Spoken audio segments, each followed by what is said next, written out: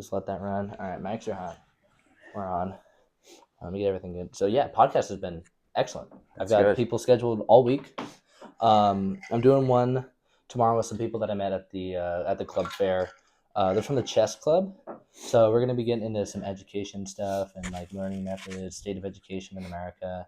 So Oh, that's gonna be dang. cool. I mean, it's gonna be at the chess event, so it's gonna be a nice backdrop. I'm gonna set it up, and we're gonna have people playing chess matches all in the background. That's I'll actually probably play a cool. chess match on the Are you a on, big on chess guy? Oh yeah, I love Oh, chess. nice. Yeah, I played since I was little. It's like it's. Cool. I think it's one of the most effective ways to develop just sort of solid cognitive reasoning and Yeah, strategy. you And got it help you for sure. Most people who are good at chess are very smart. So oh yeah, it's huge. Yeah, so we got that. A couple Indian guys who are big into crypto and they're big into tech. okay. We're gonna be getting into it on H-1B1 visas. Oh, that's a So yeah, great discussion. because they have H-1B1 visas, Oh, so okay. they're on that side. So they want to Cool. talk about it, and I'm like, Yeah. oh, let's get into it. That's Yeah. super relevant right now. It really That is. there's a big conversation about it. Nothing from the White House about it yet. Not a lot of executive Yeah. orders, Yeah. or I know Vivek's super scared, and or he's sort of he's fired up about it. Yeah. He made some posts on X that I've seen You saw those? different pundits talk about and debate about, and Yeah, he's talking about the nation who prioritizes the Slater over the whatever the other nerdy guy from Saved by the Bell yeah, is yeah. not the nation that's going to have the best engineers. I know he went in on it. We need more nerds. We need less jocks, Yeah. Yeah. Yeah. which was so funny because well, one that started. Well, he's not going to be able to run for. He's not going to be able to be in Doge, the Department of Well, Government he stepped Efficiency, because down he's going. He from had to what step down because he's going for governor, right? I heard that. I don't know which came first. I don't know if he stepped down because he was going to run for governor or he stepped down for alternate reasons and then decided he was going to run for governor. Yeah, But I know that that's how it's played out. He's for sure gone from Doge, and he is. I think we're going to run for governor of yeah. Ohio. That's So that's the big rumor, and honestly, I think that would be great for you. That yeah, would be great for Ohio. There's they have a pretty crazy bureaucracy. They have some problems. They've had a lot of problems with the left the last couple of years. So that's been rough. Ohio. Yeah. Yeah. Oh yeah. I'm gonna before we get started, make sure that the mic isn't brushing against your shirt Oh, okay. Oh, I see. because it's just gonna be static the whole time. Yeah, it probably wasn't picking up anything I was saying right there. How have you been? You been doing just like your intro? Like, what's up, guys? Welcome back to what is it? Yapping with YAF. Yeah, yapping with YAF. Yeah, Okay. we'll start it. All right, And welcome then, well, everybody. you can wait. You can wait.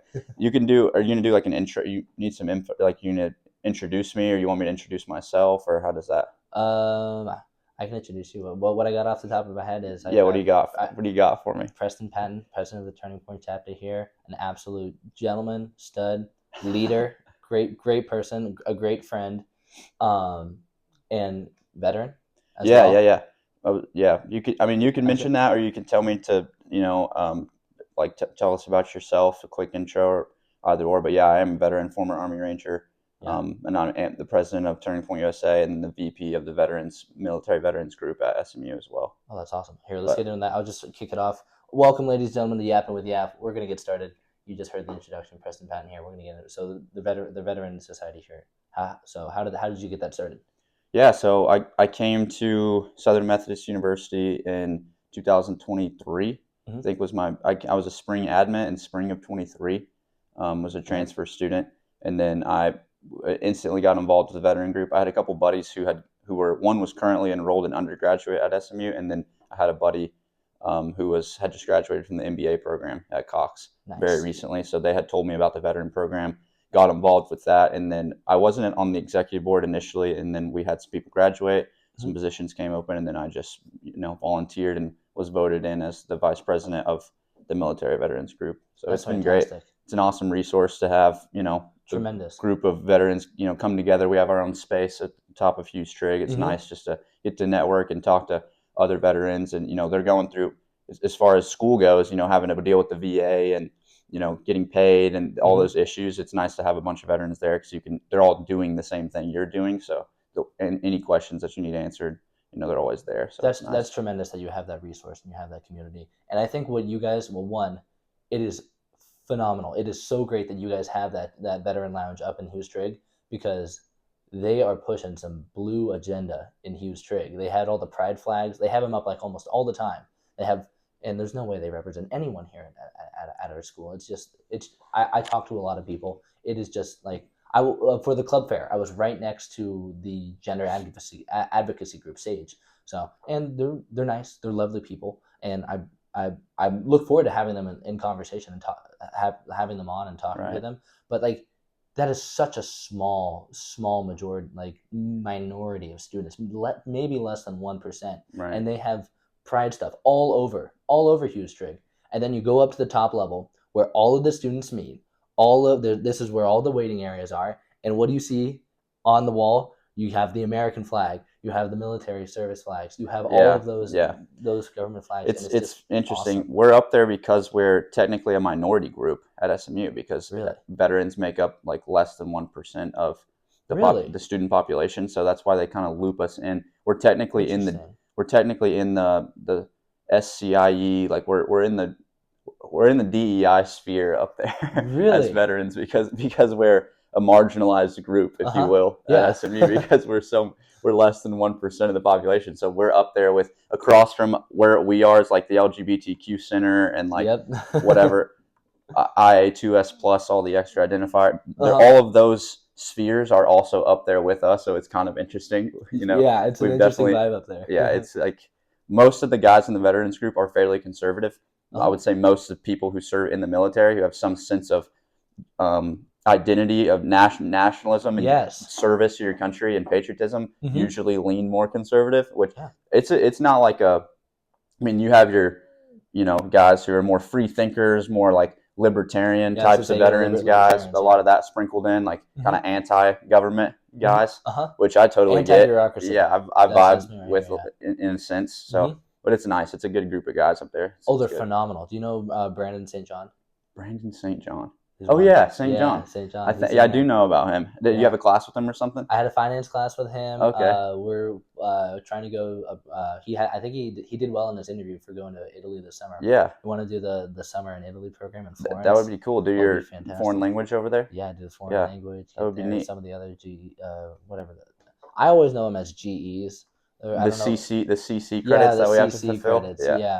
Yeah. Get some of those, but oh my goodness, that program seems sick. And St. John, and a bunch. I feel like there are a lot more veterans on campus than We're around. SMU leads on, because I run into them all the time. Yeah, they're around. Not all of the veterans who are on campus participate in the are part of the MilVets and participate, come to events and everything. So there's that too. Like there'll be some guys you just would never know. I mean, if I wasn't in the military veterans group and wasn't the vice president, was just going to normal classes, I mean, minus having to give an introduction about myself and me omitting that I was in the military, you might never know. So yeah, you can hide fairly well. Yeah, unless you're older and with the beard and you just clearly look like you're 40 or something. But I still look young enough that I could probably pass as like a normal senior, maybe. Even though I'm 25 years old, which really, yeah, I'm 25 years old. Wow. Don't look a day over 20, man. You're looking good, man. Yeah. That's fantastic. That's good, yeah. And good. If there's any SMU students who will end up watching this, this is a good guy, role model. Absolute gentleman, fantastic leader. Beautiful. Well, one, you have beautiful relationships with everyone. Beautiful relationships with the with all the veterans and all of the organizations you're involved with. And then you also are a very good steward of relationships. You've been married for how long have you been married for? And I've been married for 2.5 years, 2 years and 4 or 5 months. Wow, that's tremendous. Got married in October of 23. Now I'm going to do the math there, but yeah, yeah, second anniversary coming up in a few months. Yeah, 9 months. That's gonna be exciting. And I got to say, I had a chance to meet your wife at the Turning Point event with Ben Carson. Stunning, just a fabulous. Wow, I appreciate that, Drew. Yeah. She's great. Claire is awesome. It's been great. Marriage it changes your life, man. It's really a whole new step that I didn't know that at the time going into it. Did not know how transformative and restorative and redemptive that the marriage process was overall. And only being a few years into it now, it's definitely shined bright lights on the worst parts of me, but in a good way, because it gives you opportunities to grow those areas and really transform into the person you want to become. And it's just like it's a meshing of two people. It's a union between you and another person, and it's really a beautiful thing. I totally Absolutely. recommend marriage. I'm very Oh pro yeah. marriage. Oh, absolutely. Yeah, no, that's the aspiration for me. That's part of the reason why I'm here is to Yeah, start getting out there and meeting no doubt. strong, like-minded women, strong, courageous. We were talking. I was at a church event yesterday. And we were talking about how how a spousal relationship, how women are supposed to be warriors. Like Right. we see this. I don't know if you've been watching like Melania being at Trump's side, like at all these things. Yeah, yeah, Like she's got that warrior spirit. She's there at his side, and a total compliment to his character. Like a total absolutely. um sort of easiest analogy is sort of yin yang, like a total balance, Yeah, like yeah, shining, making brighter the light spots, putting a light on the dark spots, just revealing things that you really wouldn't have understood it's without very that true. relationship.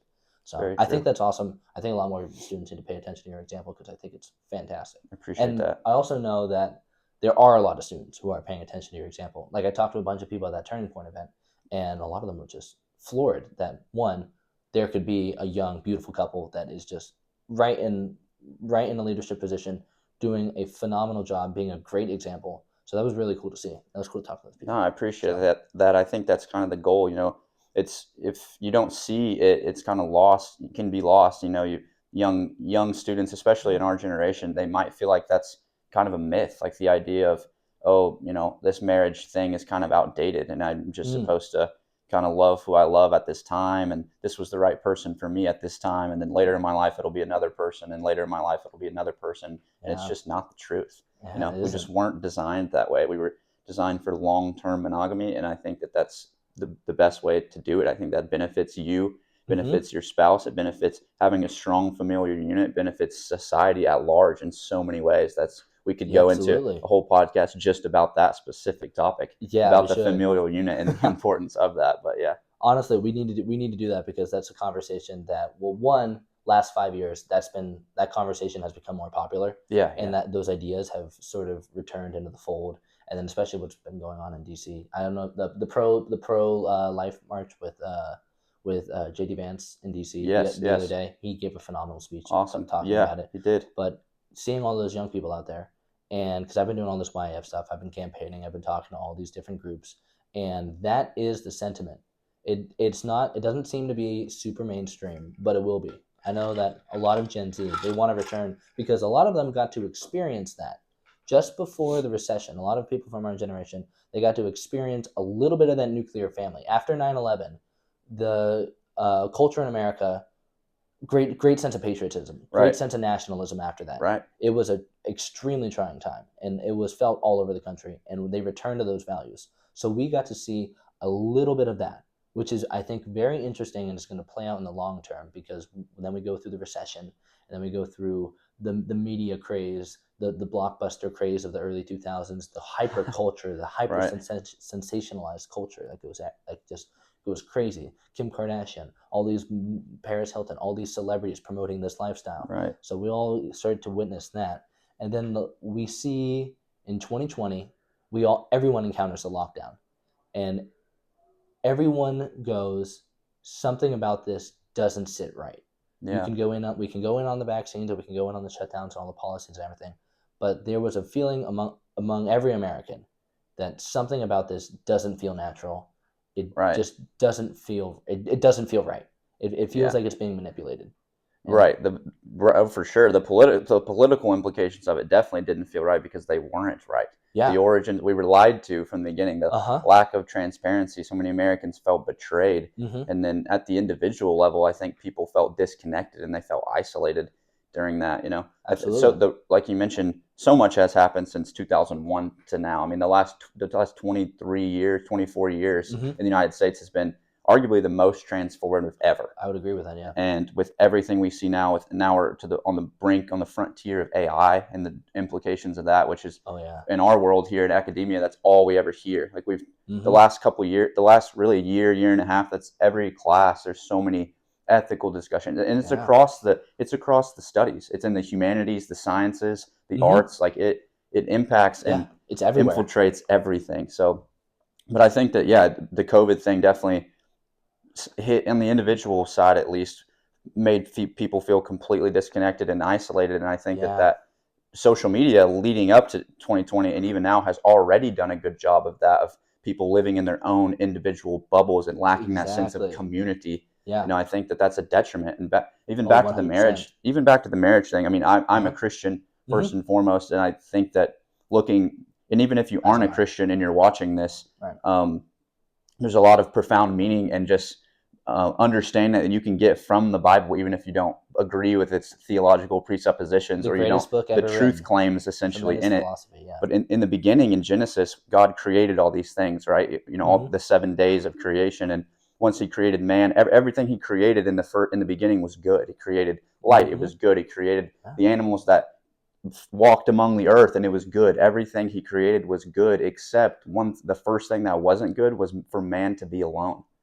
Isolation. Absolutely. That's the first thing He said was it's not good. That's the first thing that wasn't good, was for man to be alone. So that to me is fundamental to us as humans, is connection with others and community. Looking outside of yourself, figuring out how you can serve another person is the most fulfilling thing that I think we can do. Absolutely. Oh, 100%. Yeah. And that is the beauty of relationships. That's the beauty of marriage. Right. I was talking about this yesterday, and there was I'm trying to remember what the quote was, but it was something along the lines of man is not complete without a woman.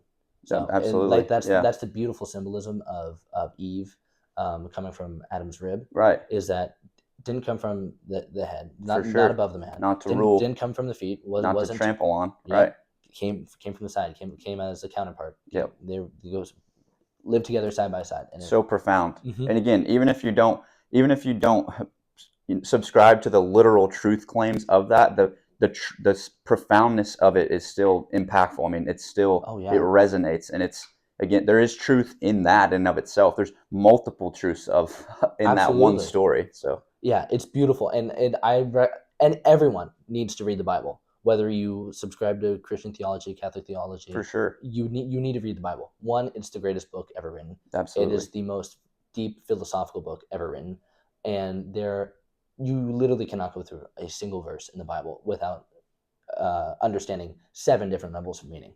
Like, everything can be interpreted in multiple different ways. Even going through like Numbers and Deuteronomy, when you're just going through the genealogy, that stuff is, well, one, it's a tough read. It is. It's tough to read. You could spend a lifetime. There's a lifetime of profoundness packed into individual chapters of the Bible. I mean, you could spend it's almost like, think of it of looking at a diamond, how every time you slightly turn it or look at it from a different way, you see a new intricacy. It's just an unbelievably profound puzzle of meaning and connection, and it flows from different literary works and different genres and different frameworks, and it's unbelievable. If you have not read the Bible, it will change your life, and I recommend you reading the Bible. You have to. One, if you want to be a fully rational and complete human, you need to read the Bible. First of all, you can't understand any of Western culture or just modern culture without the Bible. All of our stories and all of these songs that we like that are in popular music, all of it is influenced by the Bible,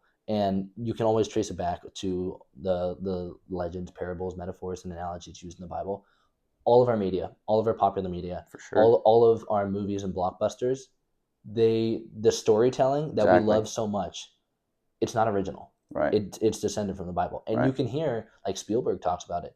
Even Rick and Morty, a bunch of Rick and Morty episodes, like when they were super popular, they did an interview with some of the animators, and they said, yeah, when we want to write the scripts and we write the storyboards, we'll read the Bible.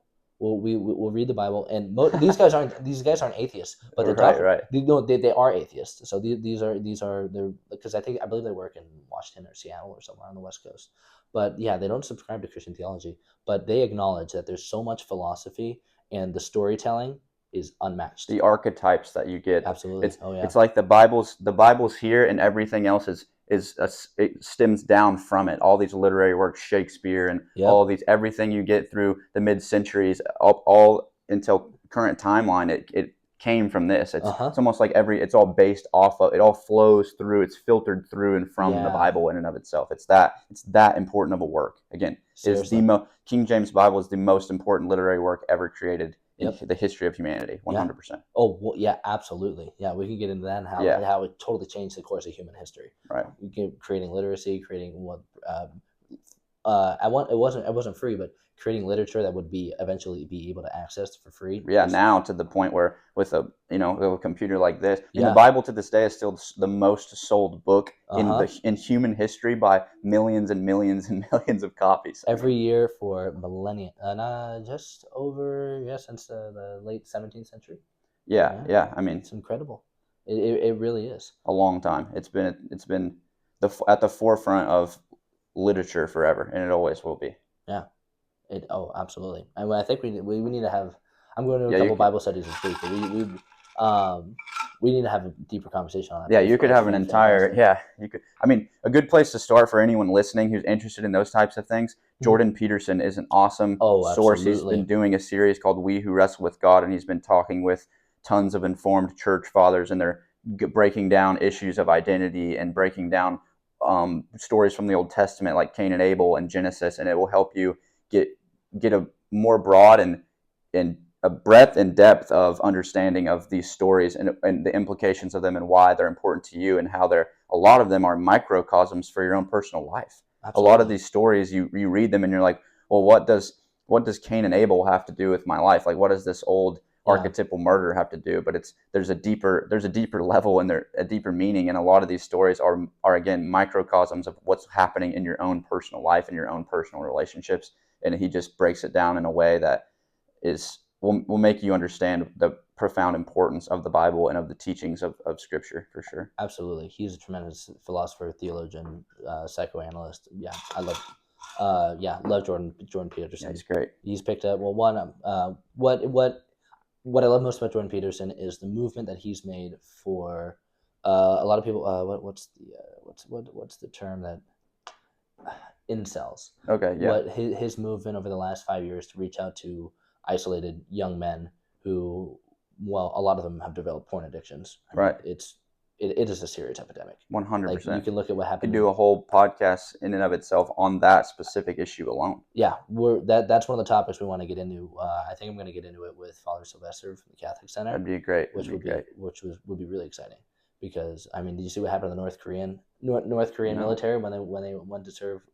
So they're part of an alliance. Is North Korea part of BRICS? I'm not sure. I don't think so. I'm not sure, but they have an agreement with Russia, and North Korea has sent part of their military to Ukraine. Mm-hmm. Within 18 hours of them having internet access in Russia, developed serious porn addictions, developed. Wow. Yeah. It's an interesting study. Wow. Happened when they got Starlink in South America. Right. I'd heard that. Yeah. Tribe. Yeah. Groups who had never had access to the internet was some of the first things, like 7 hours. Right. Within 7 hours, every single male had a porn addiction, and they couldn't stop. Right. Yeah, which is insane, because you're like, 7 hours. Yeah, it's quick. They had it for 7 hours. It's quick. And they couldn't stop. And it's like, whoa, this is something that, if we're talking about public health crises, that's definitely something that needs to if not number one. I mean, it leads to the implications of it. It leads to degradation of families. It leads to degradation of marriages, of self. I mean, it's the implications of it. It will kill you. It will quite literally kill you. Yeah. I mean, and again, you're not doing it. I'm not doing it to shame anyone. I mean, absolutely. It's not something that it's something that I think should be more widely talked about, and it's not. It's a taboo subject, and I get it, because it's embarrassing and it's something that you don't really want to speak about, and it's like exactly. We still hold on to that acknowledgement that it is wrong, and that it is wrong to talk about, but it is, well, because it's so popular now. It is a conversation that needs to be had, and we need to talk about it often, frequently, until we get to a point where people understand that this is wrong. This is what we should do. Because I can speak for myself. Yeah, I've encountered it. Yeah, 100%. Everyone, any young man that's our age has either, and again, as someone who has dealt with this issue in the past and even struggled with this issue in my own personal capacity in life, the implications of it run deeper. It's not something that even once you're able to get free from it, you're not just instantly fixed. This is irreversible damage that's done to your mind over a long span of time that you probably didn't, at least I can speak for myself, did not know the damage that you were doing to yourself when you're taking part in all these things over a long period of time. It will take potentially years and years to rewire your brain. And again, my personal vessel for this is Jesus Christ, is the redemptive power of the Lord and the cross, Amen. and able Amen. to, lean into grace and lean into his mercy that's new every day. And I have a pathway for this, an outlet, a redeemer, a savior, but, and I recommend that for anyone struggling with that, to wrestle with that, wrestle with those ideas, wrestle with those concepts, because it will change your life. But as far Absolutely. as that issue in particular, it does have profound implications later on in your life, and it's not something that you just flip a switch and you turn off. And again, we could go into a whole. Yeah. Well, I recommend to anyone who's struggling with any type of addiction, always go to the church. One, Absolutely. there's tremendous compassion there. There's tremendous compassion. There's tremendous philosophy, and there will always be tremendous resources for you to get the help that you need. That's one thing that, well, a lot of people have a lot of problems with the church. I love the church. I love the Catholic Church. Yeah. But Don't throw the baby out with the bathwater, people. Yeah. I understand. I trust me, I do understand, and I feel for you if you've had a bad experience with the church, or you feel like you've been betrayed or hurt by someone in the church. It's a bad person. You don't blame the entire structure of the church or the Bible or the idea of Christ or God or anything like that on the actions of a sinful heart, of the heart of man. That's something that has been evil and will continue to be evil. Absolutely. And I think the best metaphor for that would be the city of Rome, because there's been good popes and bad popes, but every year millions of people go to Rome, and millions of people see how beautiful that city is, and understand. You have a chance to acknowledge that history, Right. of the tragedy and the good things that happened. But without that hardship, without those bad examples, people wouldn't have been able to sanctify and realize that what we are doing, we're heading in the wrong direction. This is wrong. This is something we need to eradicate. This is something we need to change. And you go to Rome, and it's undeniably the greatest city in the world. It's just I've never been. tremendous. You've got to go. I went in Christmas of 2023. Wow. Totally transformative experience. That's awesome. I'd love to go. It was phenomenal. I'd love to go. Yeah, I would love to go with you. That would be cool. If I end up being in Italy this summer, I'll send you. Send me some photos. We'll do it. I'll send you some photos. We have to make it happen. We have to figure out a way we can get some of these other. Maybe we can do like a. We got to figure out a way to do it, because trust me, we went to just over, I believe, over 60 different churches, cathedrals. We went to the main ones of Rome, St. Peter's Basilica, St. John Lateran, and they have a tremendous amount of relics. But being in St. Peter's Basilica is, well, one, it's just a mind-bending experience with how just amazing it is. Yeah. How it's just phenomenally detailed, and still, it, like, being there doesn't seem real. It Wow. feels like you're in virtual reality. It feels like this is something that was like you feel like you're in the Matrix or something, because it is just so outstanding. Wow. And my favorite place in the world is the Library of Congress in DC. And I love the history, and I love the tremendous intention of design and the symbolism. And I think it's like one of the most beautiful places in the world.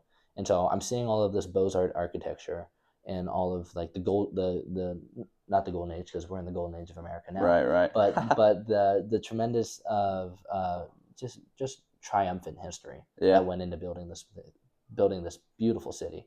And then a couple months later, I'm in Rome, and it was just it made. Wow. It made I don't know if you've been to Gatlinburg, but it made DC seem like Gatlinburg or Pigeon Forge and down there. And that's funny. Is that definitely on the bucket list. I would like to go. Would love to go. Yeah, on the bucket list for me is to get to DC and to get with Schumer. I don't want to be with Schumer. I would like to be with. I'd like to meet Schumer. He seems like he's a pretty decent speaker, but I would like to be there with Trump. So have you been following along with any of the White House news? It's been pretty exciting. I've been following along with his when he went to North Carolina. Yeah. What the disaster recovery, and then when he went to California. Yeah, I saw some clips from him speaking with the mayor of LA. Oh yeah. And talking about the recovery efforts and things like that. I think that was phenomenal. That one got me really excited, because he did a total rip on the California bureaucracy, which is something that really, really, really needs to be addressed, because it's just out of control. It's out of control in the education department, out of control in the environmentalist boards. It's out of control in the legal policies and the houses of power in Congress, the state house. It's at this point, it's just evil. There's so much money that's going in, and that's not going to the people at all. Yeah, that doesn't shock me.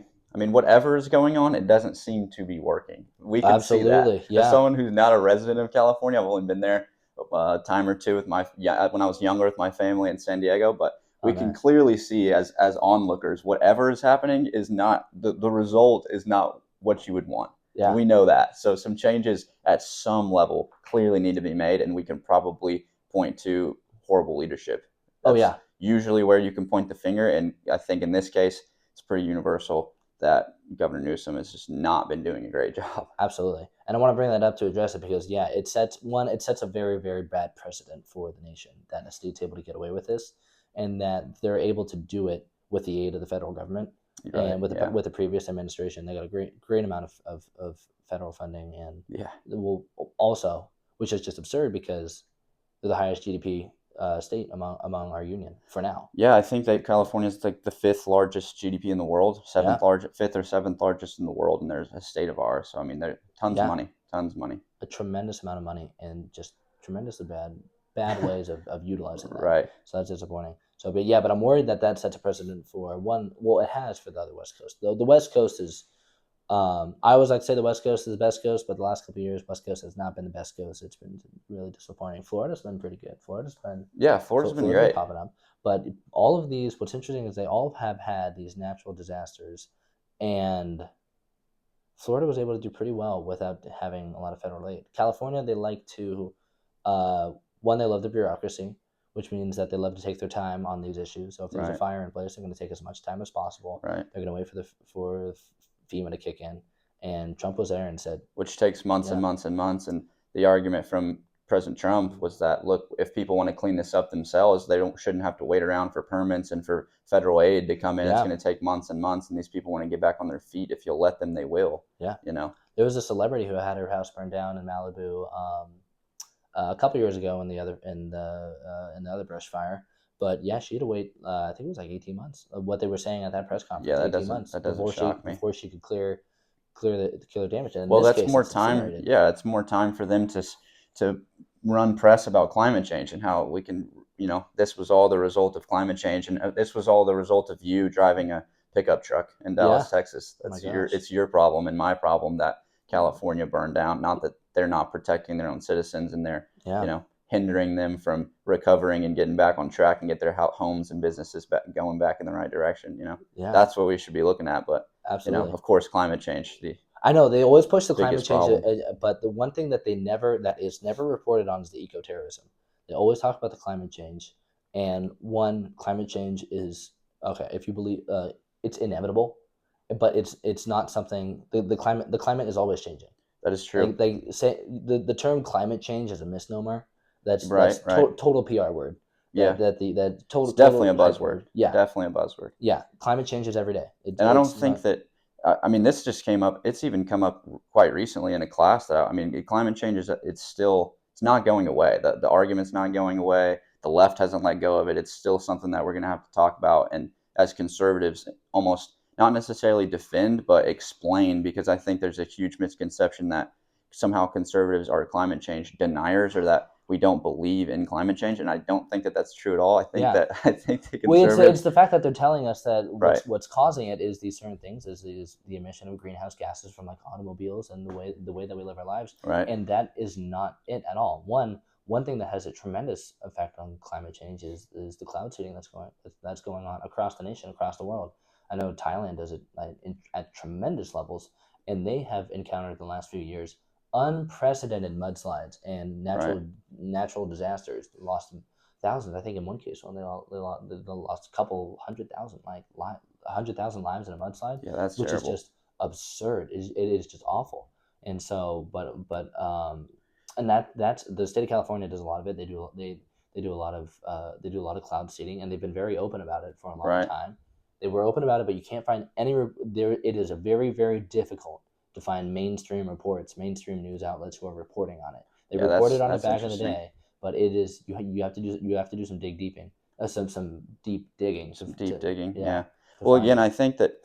I think again, like the conservative movement and people on the conservative side, and not even conservatives, just rational, common sense thinkers Yeah, would concede that sure, the climate is changing. Where the argument comes in is is it an existential threat to us right now? Absolutely. And is trying to save this humanity in 20 or 50 years worth short-term people suffering? Is it worth people freezing to death? I mean, Right. you're 8 times more likely to die of cold weather injuries than hot weather injuries right now in the world. Yeah. There's more people without heat dying from cold weather injuries It is from much not harder to burning survive in the from cold. not burning fossil fuels than Mhm. people dying of natural disasters because the global temperature went up 1 degree. You Yeah. see what I mean? Yeah. So I mean, if there's Absolutely. more people on Earth that are dying from not having access to heat and not being able to burn fossil fuels Right. versus X amount of people dying from a natural disaster that may or may not have been caused by climate change, the science isn't even universal on that. It's not as objective as they make it out to be. There's tons. I mean, Jordan Peterson, again, I'm citing him. I just recently saw he had a conversation with Destiny or I think his name was Destiny, a pundit of the left, kind of. He's like a TikToker, YouTube guy. And they briefly touched on that. And he had mentioned that a lot of the testing centers they built to test the climate were built right outside of cities. So you're getting skewed numbers about carbon emissions because they're built outside of cities. So I mean, to say that the science is undeniable and it's universal and that there's no other studies, there's no other cause of climate change besides oil and natural gas, besides fracking and burning fossil fuels and carbon emissions, period, then that's not, to me, that's not good science. To me, it's not. Look, I feel like you're going into the science with an agenda, which, again, I'm no scientist, but I know that you're not supposed to do that. I know that you're not supposed to conduct an experiment hoping for a certain outcome. I don't think that's how, correct me if I'm wrong, guys, but I don't think that's how science works. But that's exactly what's happening is these one, there's a tremendous amount of extrapolation. They're stationed outside of cities, but then they say that this data applies to the broader area. That applies to the climate change that's happening within that region. So extrapolating that out doesn't make any sense. And the second thing is a lot of these climate change studies, they're funded by the government. They're funded by the federal government, federal and NOAA, and in order to receive that funding, they essentially give you a hypothesis, and you have to prove that hypothesis. So you don't actually so they have to prove that hypothesis is true. And they're not doing any real testing because they don't get the funding unless they prove the hypothesis that climate change is actually happening. That doesn't seem like great science to me. Again, coming from a non-scientist. It's confirmation bias, there's a tremendous amount of bias, and there's a tremendous amount of bias in the media where they continue to say, well, this is what they're reporting, and well, this is what they're telling you, this is what they are being told to tell you, that this is what's happening. And if you go to the science and you go to the local experts and you go to people who are really in tune with what's going on, they don't agree, but they're not a main government resource, so they don't have the voice to really. I know Elon's talking about citizen journalism now, and that people need to go out and they need to be the voice, and that's what he's done with X, and it's given a lot of people a voice, which is tremendous. But there's a tremendous amount of extrapolation, and then that point: is it an existential threat that is currently facing America? Exactly. Which it isn't. This rhetoric has been pushed since the 70s, and it's still being pushed. And that generation that was born in the 70s, they're on the second half of life now. Exactly. So the climate scientists then were saying essentially the same thing they're saying now. That if we don't do this now, then there won't be humanity in 30 years and 50 years, and it just hasn't been the case. And again, I don't want to be from their point, it's like, oh, we're kicking the can down the road. And I don't think that that's the case. I don't think that it's this inevitability that we're all going to burn and die because of carbon emissions. I don't think we can even know. We can't even predict. They say that and that's going to have all this totally out of our control. Right. Like we can have as many climate agreements as we want. We can have all of these policies as we want. It is something that is so massive. There is so much energy in our climate. There's so much energy in this world that we as humans, we can affect with cloud seeding and certain atmospheric techniques. But it's not something that we impact. We're only like observers of it, kind of external observers. We don't. Exactly. We do not yet have the math that is able to figure out one. We don't fully understand the climate. Like, we can't even predict. We can't even predict things like 2 weeks out. Of the climate. I mean, specific aspects of the climate, we can't even predict those. And same on the economic front. So on just the science. Or again, I'm not a scientist, and I'm not an expert on the climate by any means. Disclaimer. but I feel like I'm a rational thinker and a common Rational, American. well-read people, yeah. And I think that the issue that we're having with it is we know some of these basic fundamental facts. Like, look, I don't think that there's a grasp on, there's certain aspects of the climate that we can't even predict in short term. And you're telling us to change the way that we live. You're telling us to buy into EV mandates. You're telling us to follow all these rules and buy into this, and you're predicting it 30 to 50 years in the future. And we don't have trust and efficacy in you that A, you're being genuine, and B, that you're even right. And same on the economic front. We think that, the economic impact of climate change, this is why we're doing this now, to get ahead of this, because it's going to make so many poor people will die, and so many, all these things in the future, 50 years out, these economic implications. We don't even know. We haven't been able, but no one can predict the market 20 years out. If you could, you'd be the most powerful person in the world. Exactly. You can't. What do you mean? You can't predict the market in 10 years. Yeah. Good luck. Yeah. So how are you telling me that this in 50 years from now, this is what the impact on the economy will be? You don't know what's going to happen in 5 years. Exactly. It's silliness. Yeah. It's madness. 100%. It's truly madness. Yeah, and I've that's something that has always bothered me. It's like, how do you know what's going to happen? Right. You don't know the weather next week. Right. Like, you can't even give me like an accurate what happened in Florida. They couldn't. Those hurricanes. One, they kept getting surprised that they kept hitting. Well, one, no one expected it to go three-peat, and then they couldn't find accurate. I was taking a meteorology class, and the professor was incredibly detailed. He's built a lot of modeling systems, and he sold them to major news organizations and weather boards. Tremendously smart, almost like genius level smart. But he was talking about it. It's like, well, we use several different models, and we still can't accurately predict. Right. So how are you able to extrapolate out into 20 years? The world's going to burn in 20 years. Exactly. It makes no sense. And then you go deeper and you go, okay, well, why are they saying this? Right. Well, they're getting money. Well, where's the money coming from? Right. Okay, well, then if they say this, then they're able to put these policies and taxes, and you're able to tax gas miles. You're able to tax cars more. You're able to tax all of these different things. You're able to tax production. You're able to put a tax on labor. You're able to tax all of these things and bring in all this government revenue. And what's the Latin legal term? Who profits? You know that. Yes, you know what I'm talking about? Yes. Oh my goodness. Somebody pull it up. I don't know. The Latin legal term. Who profits? You can always look to see. Where the crime is taking place, or who's at fault for this crime. Qui prodest or qui bono? Qui bono. Qui bono. Yeah, that's it. Qui bono. Who profits? Yeah.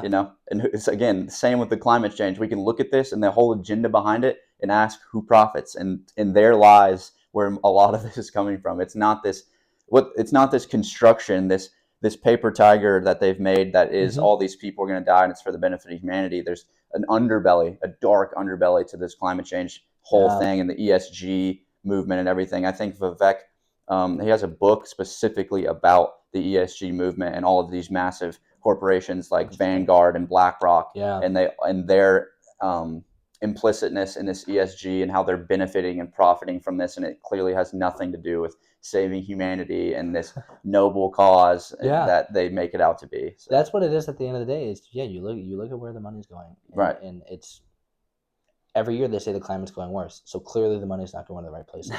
So, it's a big shame, and it's still, it's not the biggest existential threat that America's facing. Right. No. We have families is a huge one. Our population, that is a huge one, and that ties into all the other stuff we talked about. Another one's defense. That is huge. We are in an era of technological development that has that humanity doesn't know about. It may have existed like prehistoric. There's no way for us to really figure it out. We have a lot of great archaeologists out there who are trying to discover, but nothing yet. So we're in the greatest technological advancement of mankind. Right. And we're not the only nation that's pushing that front. We have a lot of we have China. Other actors. Oh yeah. Right. Yeah. So national defense, that is an incredibly important existential issue for America. And then public health. Health is a huge one. The healthcare system that we have, big pharma, the phthalates, the chemicals, the toxic chronic sickness. Chronic sickness. That is a our big food. one. The stuff that we're eating. Yeah. The border. Yeah. Massive, our border. One. That's more. What does it mean? 25-meter target, not 5. It's more right in our face. Exactly. That is an existential threat. I mean, it's like 100%. It's here. It's in the now. What does it mean to be a nation? What does it mean to be America? Who gets to be in America? Right. Who gets to be in America? Who gets to be an American?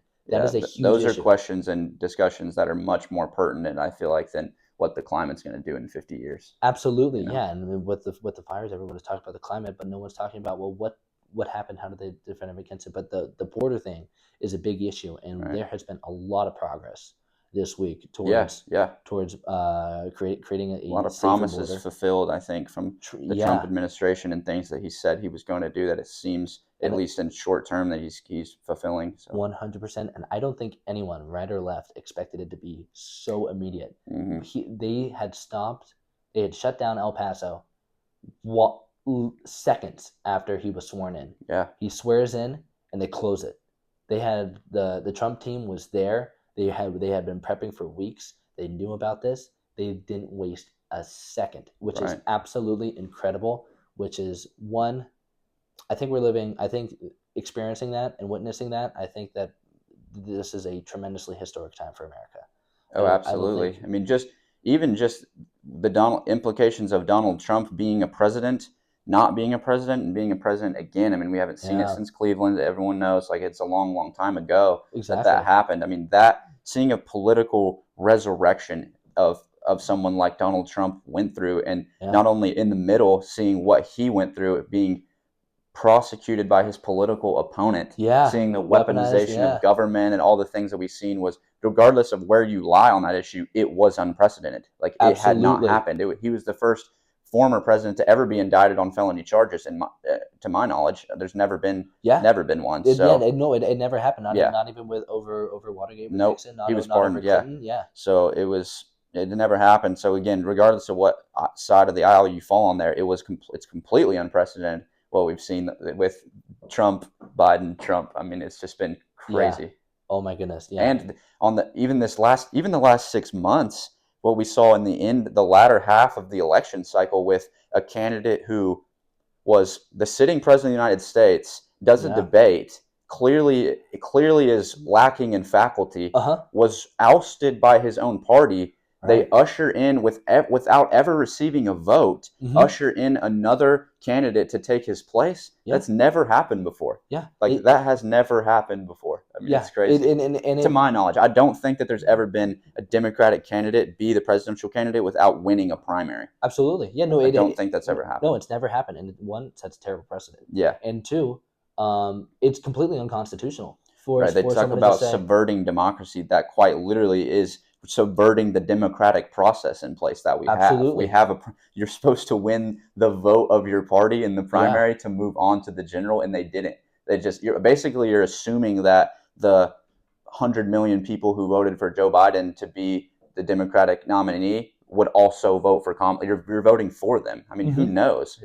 There's other names that could have gone in the hat that could have probably given Kamala Harris's past record as a presidential candidate, doing not even making it through the Iowa caucus, Yeah. then giving her past record, I would say that there potentially could have been someone else.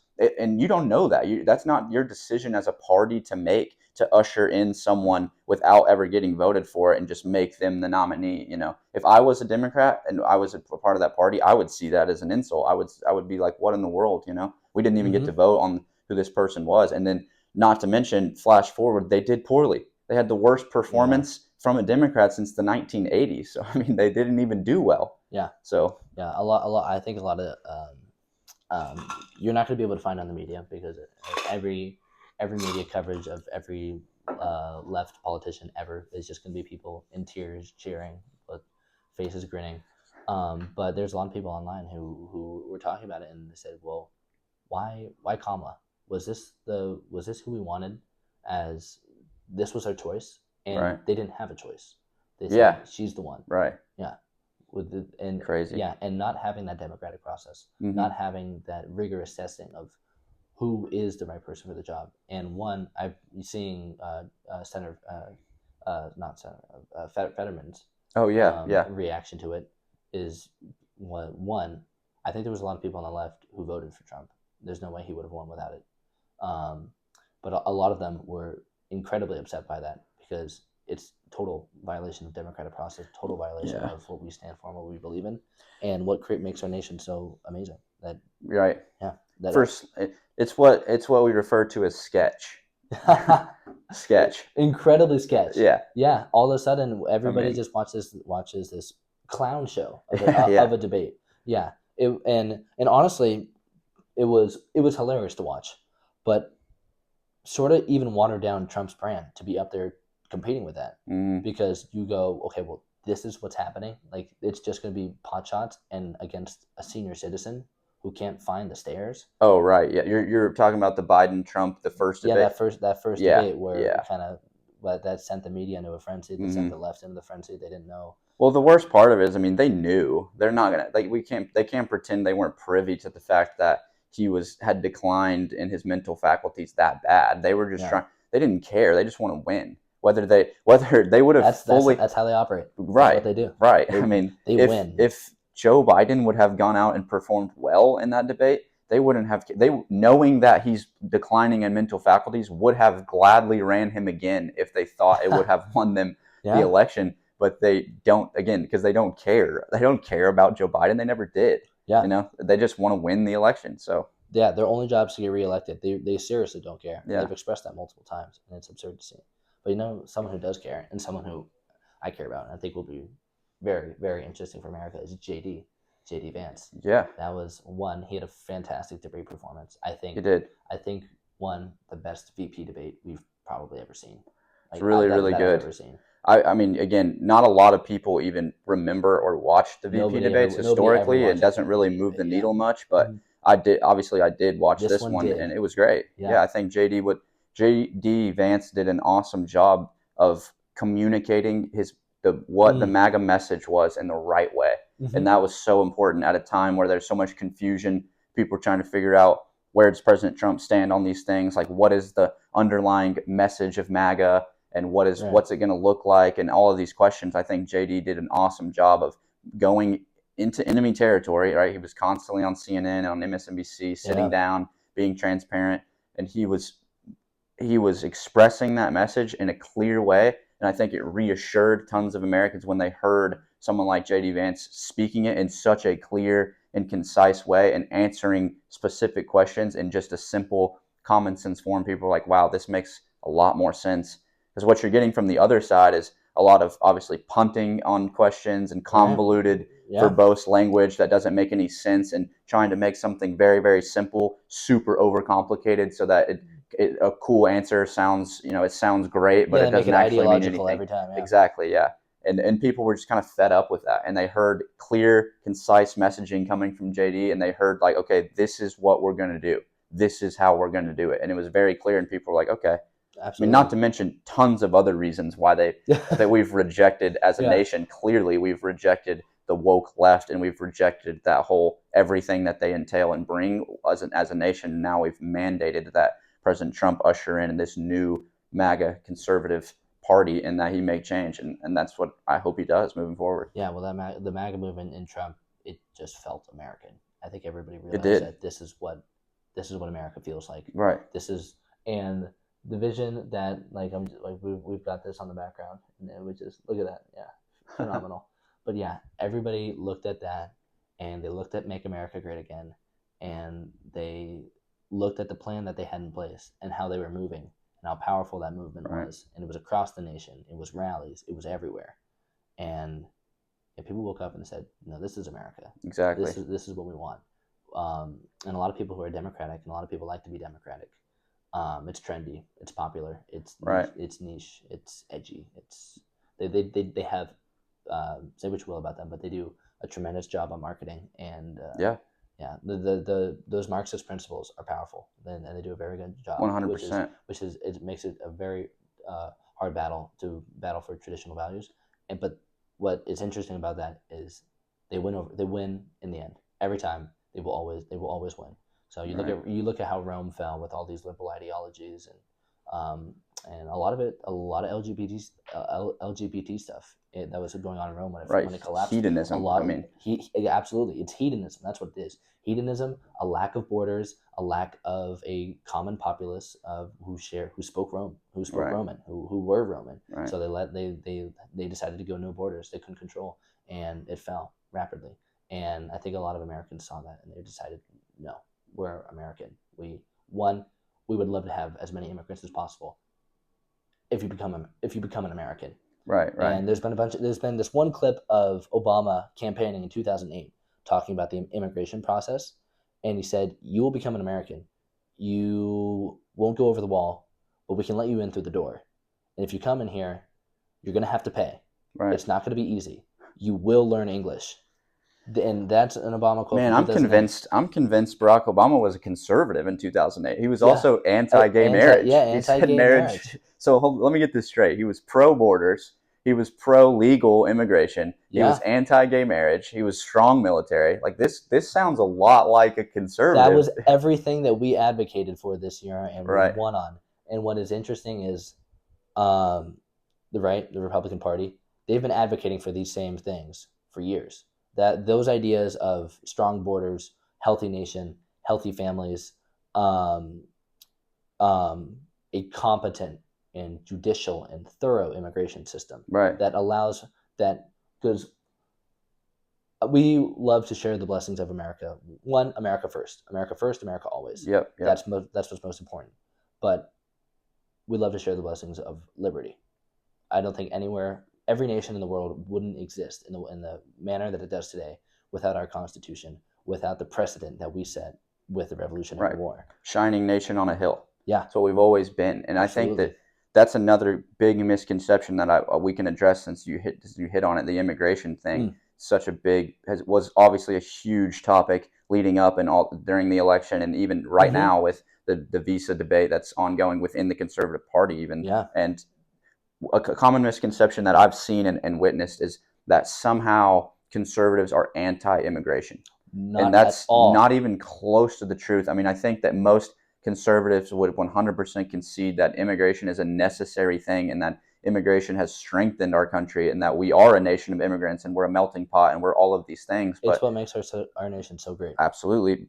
But the uncommon ground, the issue is that the left has just hijacked the term migrant and made that term to include every legal, non-legal, somewhere in between, waiting for a court, like any asylum seekers. There's all these different classifications, and they've taken all of those and just made it migrant, one big umbrella, and said immigration. Again, then that's where the contention is, because we're not saying we're anti-immigration, we're anti-illegal immigration. We're anti-people breaking a federal law, coming into the country unvetted and committing crimes and raping women and murdering people. Yeah. That is the fundamental issue. Is not that we don't like the people. We don't like criminals. It doesn't matter what country you've came from or what color you are. We don't want criminals unvetted flooding across our border, committing crimes and taking taxpayer dollars and funding, and us driving up housing costs and driving labor wages down for common workers and doing all the things that it's done, the issues that it's caused. That's what we care about. It's not a race thing. It's so silly.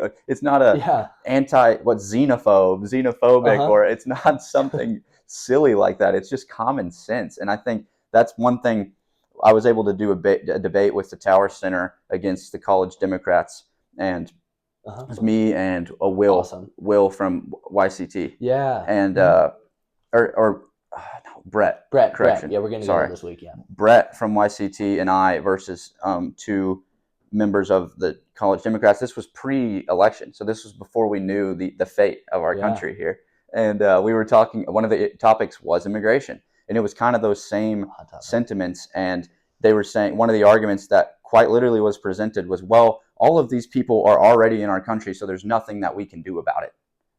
And my response, and it was kind of quiet in the room, and I was like, well, there actually is. It's called deportation. It's like it's a simple thing. And again, I'm not saying deporting people like collectively is simple. There's so many different processes that exist. And I get that. And I think their argument was kind of what we're seeing now from a lot of even academia professors and economists and people on the far left. They're saying, well, it's going to cost so much money. It's not realistic. This isn't a realistic thing. And they're getting upset with Donald Trump for the mess that they made in the first place. It's kind of like if I spilled this cup all over the table, and then you had to clean it up. Yeah. And then I was mad at you for how many paper towels it You're took like, to well, clean why up did the I put the mess. cup on the? Well, why did I have to put the cup on the table? Like, Right. I mean, you shouldn't be mad at the person for cleaning up the mess. You should be mad at the people who made the mess in the first place.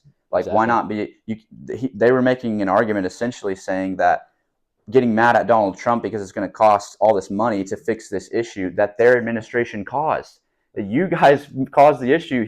You can't get mad at how much money it's going to cost for fixing a problem that your administration caused by these terrible border policies, by allowing people to utilize to take advantage of the system and come across the border using the CBP One app and all these things, and being able to basically come across unvetted, not allowing ICE to do their job. All the horrible border policies that put us in this predicament. That's where the fault lies, not in the person trying to clean up the mess. You can't get mad at Trump for spending money and time and taxpayer dollars on deporting people when you're the one who let them in the first place. It seems like crazy logic to me. How does the issue get solved? But it is a brilliant deflection tactic that the left use. They're very good at debate. They're very good at debate and deflection. And if you want to get good at it, you have to study the left because they're the experts. Well, a lot of these people they're not the most social. They're not the most well developed and ingrained people. So they practice these things religiously. So they're good at that. But also those solutions on immigration, that's just because you're a radical. That's just because you're far. You want you want a safe nation. I guess I'm a radical. Call me a radical because I want We're radicals because we don't want the cartel. Right. Because I want people who we know who they are coming into my country. So I don't want random people from random countries flooding across my border who may or may not be criminals or who may or may not be raping people. Yeah. You know. Yeah, and seems like a crazy argument, but I guess I'm a radical. Yeah, that bill, a couple bills just got passed on immigration, and most of the left voted against them. One was against deporting illegal immigrants, for if they get a DUI. If an illegal immigrant should be deported, illegal immigrant already a criminal. Let's set that standard already a too. Criminal, If you cross the border illegally, you have broke a federal statute. You've committed a federal crime. Period. So you're already a criminal. Let's start there. Yeah. So you're already a criminal, and then you get a DUI. You commit another crime. Another crime. Right. You're getting serious jail time, and we shouldn't have to. That should be immediate deportation. 100%. Well, first of all, illegal shouldn't even be here. Right. Immediate deportation. Right. Immediate. Nice try. You snuck through. You broke the system. Right. All right. We'll fix that. But okay, try again the correct way. But and then there was another one. What was it? What was the other policy? I don't know. But allowing, just creating policies for illegal immigrants, it's just absurd because there's a lot of hardworking immigrants here who did it the right way. 100%. And they have to pay for these people who didn't want to put the time, taxes, who didn't want to make that commitment, and it's just shameful. It really is. Yeah, which I'm glad that's been an issue that we made so much progress on. That one was a huge one, and especially in Texas too, because Texas, so we're a border state. Yeah, the most surprising thing, because I'm from California. I'm from Southern California, Orange County, which is a very, very conservative area. Yeah. Which is tremendous because I can go anywhere I want, and it's completely safe, and I'm outside, and it's just beautiful, and I can go to Newport Beach, and the government is amazing, and I feel completely safe. I can walk everywhere. Sounds great. There's homeless. There's not a lot, and they get rid of them pretty quickly, but it's paradise. There's protection. There's police. There's good people, and it's just amazing. And the biggest thing that was surprising when I came to Dallas was the lack of cultural assimilation. It is, there's so many different cultures here. One, which could be amazing. You could have a beautiful, almost utopian-like society with all these cultures where you can be incredibly productive. You can utilize the best efforts of everyone, but that's not what's happening here. And there's a lot of disaster. There's a lot of bad. There's a lot of crime. There's a lot of crime in Dallas. No, there's that's a lot for sure. of danger. Yeah. I think what you're hitting at here. You mentioned it seemed when you came to Dallas. You said it seemed like there was a lot. I thought I was going to Texas. I thought I was going to gun ranges and right. And you came to Dallas, and that wasn't the case. Yeah. Well, that's just not the case in most big cities in most states. Yeah. But what you hit at there with, you're saying there's a lot of diversity, but it doesn't seem to be. There doesn't seem to be any productive in any production way. in it. And I think that that to me points towards this debate of DEI that we Mhm. have going on right now, which is another huge topic that we can Yeah, talk about now. And I think that let's get into it. the DEI stuff, what you're saying there, having a bunch of diversity, but it's not functioning the right way, Yeah, comes from why even need diversity in the first place, right? I think yeah, that question is we kind of presuppose that diversity is a good thing, which I do think it's a good thing, yeah. It but can be.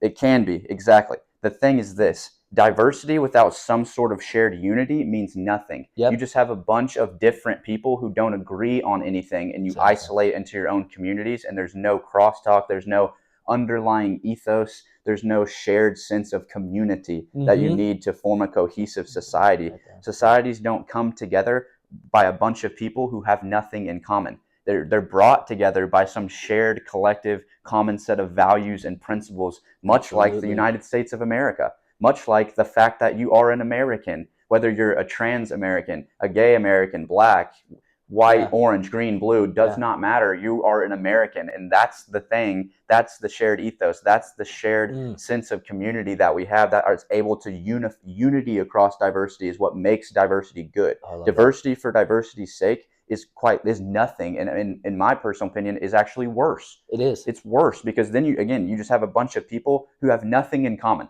Mm-hmm. I have Yeah, nothing in common with you, and we have no common goal. We have nothing tying us together. So to me, that's a disaster. And that's not what we should strive for. But when you take that out, and I think that's what's happened mm-hmm. in a lot of places, when you force diversity, right? When you Right. say it's a mandated thing, and I've got to bring in all these people just on the basis of color and nothing else. Like I just want to bring in more women for women's sake, more minorities for minorities' sake. Then you just have with no shared collectivism, with no shared sense of identity or sense of purpose. There, you just have a bunch of groups of people trying to work together with nothing with nothing in common. Yeah. We're not operating on the same set of rules here. You know what I mean? Exactly. Yeah. And on it when they do that, well, one, beautiful, very well articulated. That was beautifully said. But yeah, the phrase I always use is diversity for diversity's sake is divisive. Right. So it actually separates more For than it brings sure. together. And if you're doing that, if you're saying we need to hire black people, because we need to hire women, we need to hire these gender roles, we need to hire not gender these people with mental hedonism, with these hedonistic ideas. Right. Right. Um, when you do that, it's not diversity anymore. It's not diversity at all because you're looking for people specifically on these characteristics. So you're not actually trying to bring a different diverse group in. You're Right. looking for people with a certain perspective to fulfill a role based on their perspective. So you're no longer getting that natural diversity, and Right. it's just it's And how about diversity of thought? Why is exactly that not? Why is that? I want a that's what DEI I love. Yeah, initiative. I want a DEI initiative for diversity of thought yeah, because I think that's what would drive innovation. What is my skin being white actually do for me other than just what you're seeing on my skin? mm-hmm. Right? We are more than just mere flesh. We're more than Absolutely. pigmentation in our skin. Yeah, I mean, again, it like is such a MLK, we yeah. just had MLK Day just Uh-huh. recently, right? Yeah, And it's famous. I have a dream speech. He says, we should judge a man. His dream is to not judge a man on the color of his skin, but the testament of his character. absolutely. That idea is what I want to pick up out of that and move it into right now in this DEI debate, because I think that's exactly what he's saying there. And what is the goal? That's another question. What is the goal of DEI? Right? I think Mm-hmm. the goal of DEI, because that's a question you don't really hear that because Yeah, people are advocating for it constantly, and exactly. Yeah, they what's the might end say goal? something Yeah. like the goal of DEI is to give people who didn't used to have these opportunities in the workplace, and to get people of color out in the workplace, and to have a society that where people of all different skin colors and genders can flow and mix. And it's like, yeah, that sounds a lot like what we're advocating for Yeah, a society that is colorblind, a meritocracy that only sees you for what you bring to the table. If I'm hiring, I do not care. absolutely. I want someone who is the best fit for the job. And if I Yep. have again, you can't have a hiring quota because, of course, Title IX, you can't hire someone based on race, religion, immutable traits. Mm-hmm. But you dang sure can have a quota for interviewing people, and that's what they do. So Absolutely. they'll say, okay, if we have 50 people who need to interview for this job, 20 of them have to be women, 30 of them have to be a minority, 10 of them have to be gay or bi or from the LGBTQ community. And again, you're narrowing your scope. You're not allowing yourself to see all the possible opportunities. So by definition, you're not getting the best person for the job, because how would you know you are? Because you're not able to pull from everyone. You're not able to say, look, I don't care what color you are. We're colorblind. We're only looking at the criteria. We're only looking at who you are, what you bring to the table, your experience, and how you're going to benefit the company. We could care less what you do in your personal capacity, what color you are, where you come from. That's awesome. And we'll celebrate your culture. If you're in here, we're not going to deny you your individualism and your right. But as far as being a part of the company, right, well, that's what we care about, is what you bring to the table. Exactly. And it seems like a crazy thing, because I think we're such a far out there idea. Right. You know, you want people who are kind of right. We want the best person for the job, regardless of what they look like. That's such a crazy revolutionary idea. Yeah. But I think that the issue is we're kind of advocating for the same thing, because they're saying, oh, we want the existence of DEI has to come from a need for DEI. And they're presupposing that we still need DEI.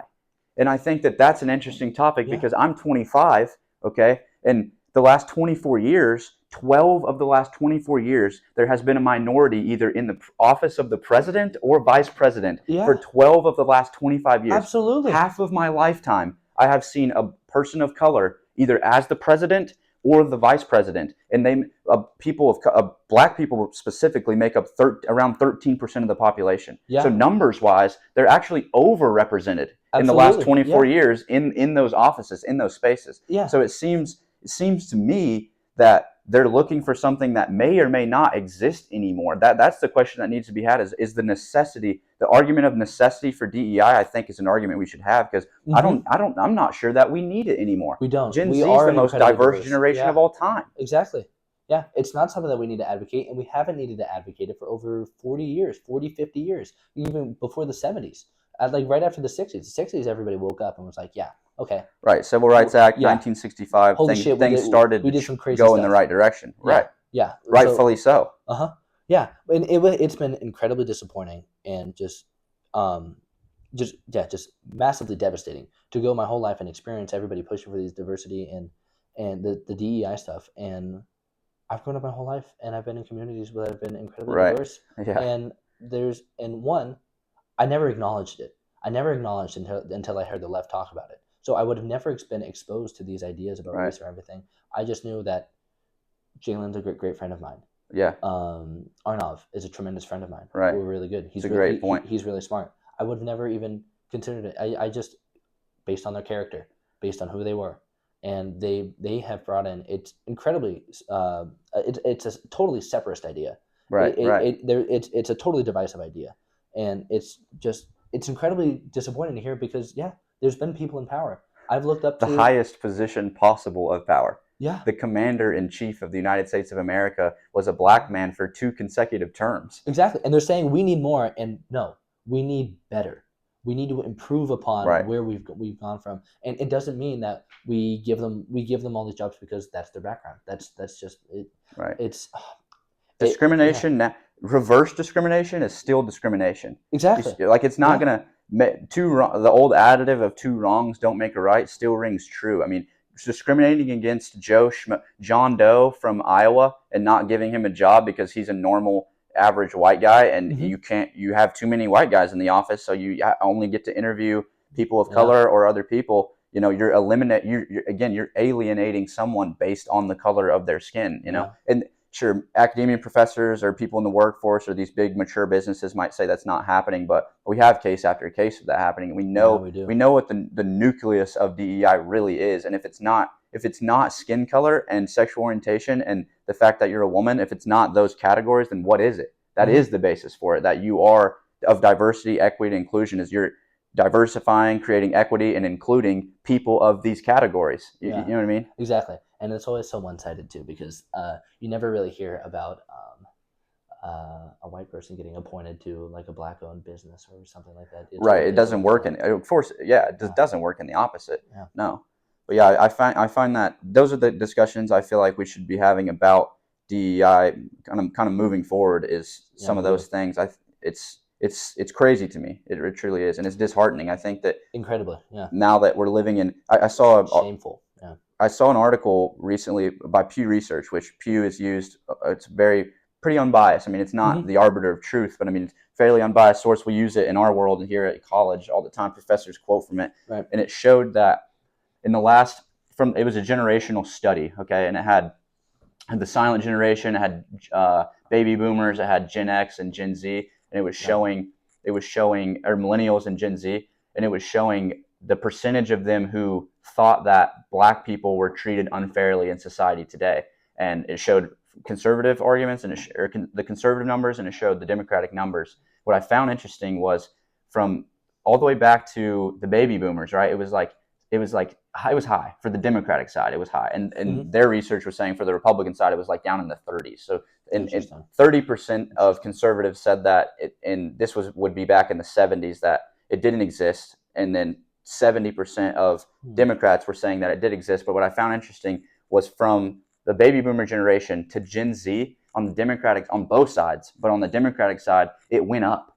So it went up. So from 70 in the baby boomer generation, right? It was roughly high 70s, like 78, 79% of people from that demographic thought that black people were being treated unfairly in society. And that number went up now to Gen Z. So Gen Z people now think now in 2025, that number was higher. It was like 80 something, 85% of people from Gen Z in 2025 think that black people are being treated unfairly in society on a day-to-day basis, in common life, in common society, that they're being treated unfairly. So from the 70s, which is potentially I don't know when they pulled those numbers, but potentially 5 years after the civil rights movement, so close to that, it was only at 79%.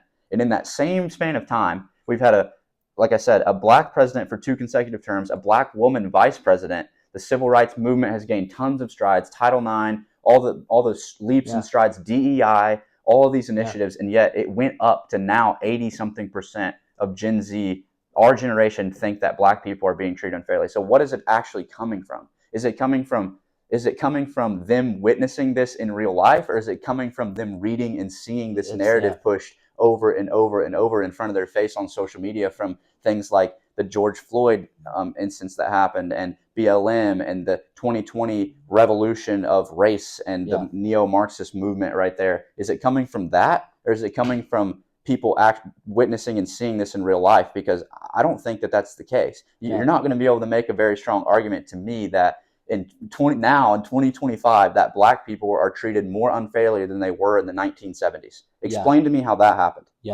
One, it's all of that fear-based media narrative, right? And it's that narrative perception that we all have, and there's no way that people are being America, 70s were a crazy time, but definitely no black president in the 70s. And not even close. And LBJ, when he did the Civil Rights Act, and one LBJ was not a very great civil rights activist.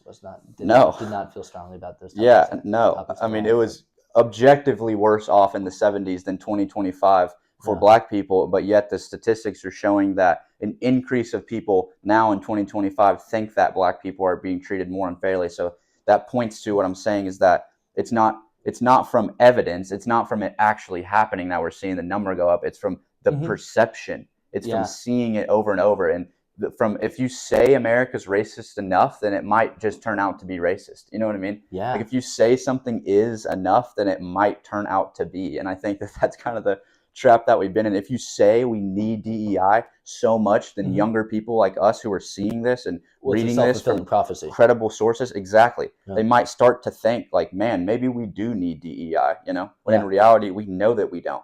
And that's part of the media push is, they've been trying to create this self-fulfilling prophecy. We talked about with the climate issue. Right. But it is so shameful to hear this this prophecy that they try and narrate through the media about race. One, America is a raceless society. We're Americans. If you're in America and you're a citizen, you're American. You go to Europe, they don't call you black or white, they call you an American. You're an American. Yeah.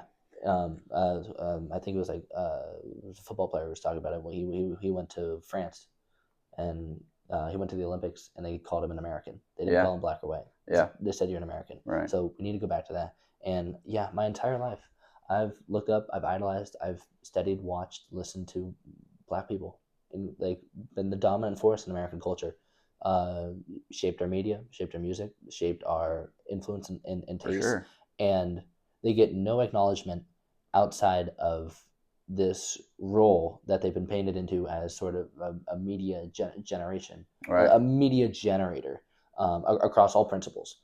And it's incredibly demeaning because one, it's a vibrant community, and um, the media narrative of race and the divisive, it has had a tremendous effect on Gen Z. For them Absolutely. to go say that, yeah, no, it's much harder for black people to get opportunities, and like In that's 2025, not right? possible at all. Anyone with a camera like that, anyone with a camera, anyone with a phone, you can create opportunities for yourself today. Right. Today you can go out and create it. You don't need to be rich. You don't need to have resources. If you have a phone, if you have access to the internet, there is so much commerce on the internet. There's so much Sure. to do. You can find a job. You can do content creation. You can create anything you can imagine. You can look. You can find every corner of America, and there is so much opportunity to be had, and that's not talked about enough. Right. It's always talked about the lack of opportunity. There's an argument to be made that in 2025 we are currently living in the most diverse, the most equitable, and the most inclusive society we've ever had, 1000%. without a shadow of a doubt. I mean, which is exactly how it should be. Yeah. I think there's a strong argument to be made there. I mean, just demographically, Generation Z is on paper the most diverse generation of all time. Yes. Going from the baby boomers to Gen Z, the number of white people that make up Generation Z went from high 70s, low 80% to 59%.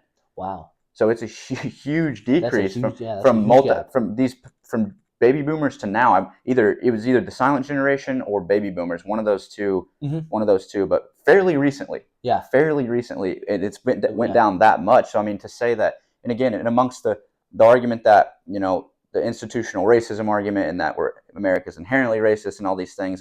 I mean, to that, I would say that we're not doing a very good job of it. I mean, if we are actually racist, we're pretty bad racists, right? Because we had, again, a black president for 2 consecutive terms and a black woman vice president. So we're doing a pretty bad job on that front. We have 2 current black Supreme Court justices, Justice Ketanji Brown and Justice Clarence Thomas. We have multiple Hispanic, and we have Asian. Our Congress is extremely diverse. We have the most diverse Congress now than we've ever had.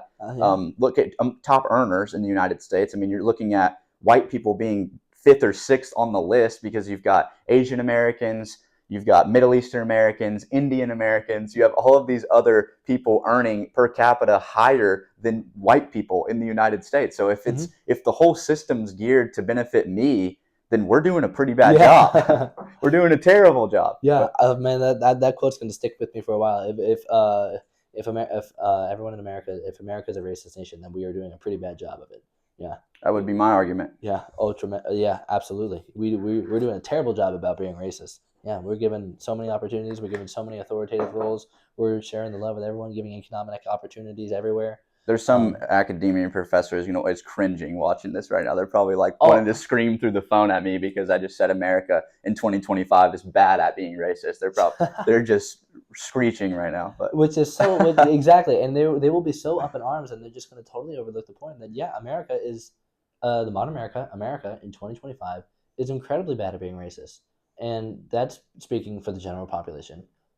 Obviously, you're going to have nuts out there. Right. Does it exist? Yes. And we can find isolated instances of it happening. Yes. I talked to a lot of people. I have never met a single person across the nation. I've been to 22 states. I've been in Capitol buildings across different states. I've talked to a lot of different people. I have never met a single person who aligns with any of those super hyper racist ideologies. I've never met anyone who doesn't go, that is the most insane, absurd thing to believe in. Yeah.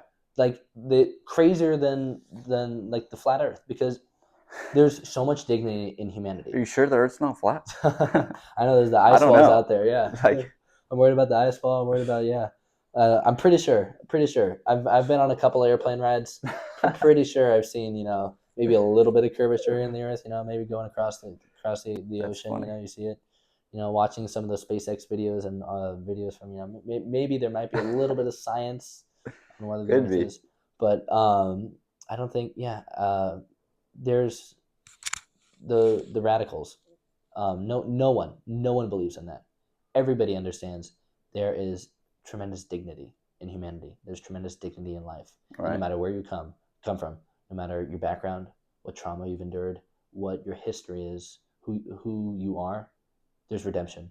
There's Right. there's always there's dignity, there's beauty in humanity, and that needs to be celebrated. Right. And it's not a race thing. It's not a background, not a It's genealogy written on thing. our hearts. I think you're Absolutely. getting at. Yeah. Yeah, yeah, yeah. Written on our hearts, and it's always self evident. And I always offer that compassion, and Right. that's why I have this to have a chance to It's awesome. meet people at eye level. And if you're watching, you're going to see a tremendous level of diversity on this podcast. I've never been subscribed to. I really didn't appreciate learning the word discriminatory because now that I one I feel like there's always going to be an association with me for being there's an association with just in the media for conservative men, people like white Conservative white guys. men are the enemy. Yeah, They're the problem with everything that's wrong. Yeah, yeah, and I've been for feeling sure. that because I've been talking around campus and I've been recruiting people to do the debates on like the biweekly thing, and I've been talking to a lot of people on campus who are on the left, and they keep telling me, "Well, wow, you're incredibly open-minded for a conservative. I've never met someone who's so open-minded." And like, I don't think you've met enough because Right. I'm I'm like a low bar. Like I work at this. I try to be better at it, and I try to be a better human. And I go to church and I Right. practice these Right. things, and I pray on them, and I always want to be a better person. But this is the norm. Right. We love you. Like I want you to be better than what you are now. Like we want to make America great together. Definitely. I can't do it alone. You Of can't do it course. alone. Trump can't do it alone. Of We course. need we need all American humans to, Right. regardless of background. Yeah. We need to be unified.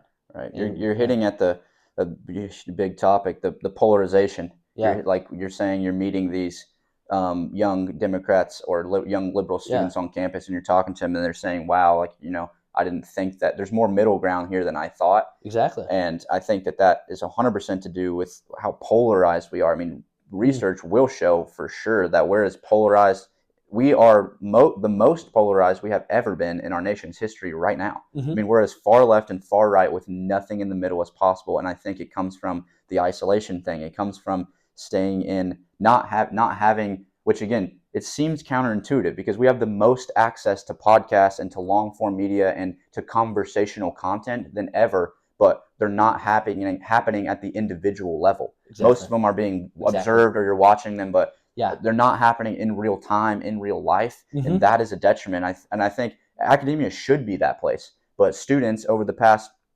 maybe for a long time, but definitely in recent history, Mm-hmm. have felt probably ashamed to share who they are and to share. They And have. Oh yeah. groups like I know. Turning I Point felt it. USA, Yeah. who is, if you're watching this and you go to SMU, as Drew mentioned in the beginning, I'm the president of the Turning Point USA chapter, and we have a group and a Fantastic community job. that does stuff like this all the time, and we're here for you, and we're a place that you can come and express ideas and express thought with no shame and no condemnation. And it's a place that we offer for conservatives or for people who don't maybe know where they stand and they're trying to figure out where they stand. We hold events all the time. We have meetings all the time. We table all the time.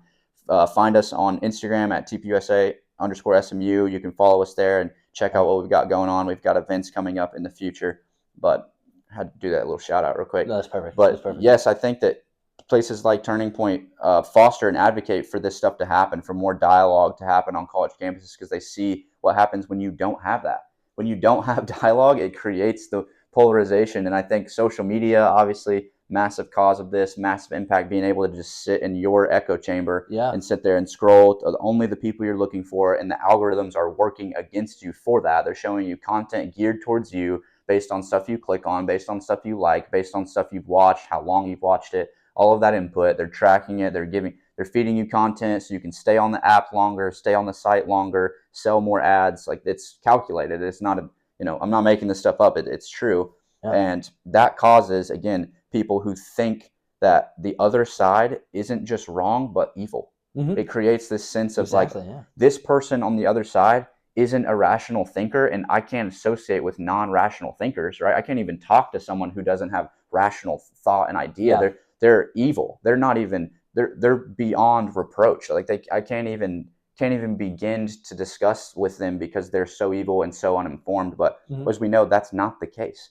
I mean, we have conversations. I try to have conversations with academia professors, with other students, with people from the other side, because not only to benefit myself, but to benefit other students in the room. Yeah. Because when conversations like that happen, you're able to sit back, you're able to listen and see, okay, this person said this person said that. Like, what do I think about those two things? And then from that, you're able to come to conclusions on your own naturally based off of two arguments. You're hearing dialogue. I mean, that's the beauty of it. And that's what makes America great, is that no one's forcing you to think a certain way. You are a rational individual actor, and you get to make decisions based on how you see fit for the most part.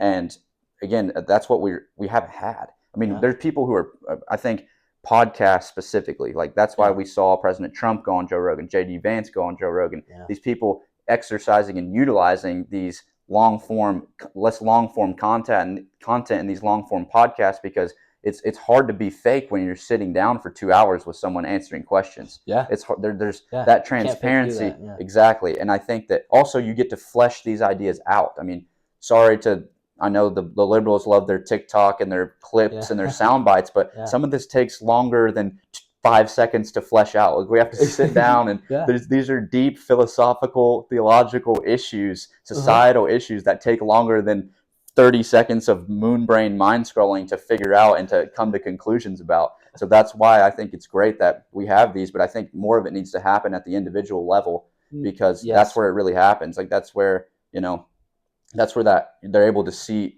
students are able to come to conclusions and make decisions for themselves when they have that dialogue and they have something to bounce that off of.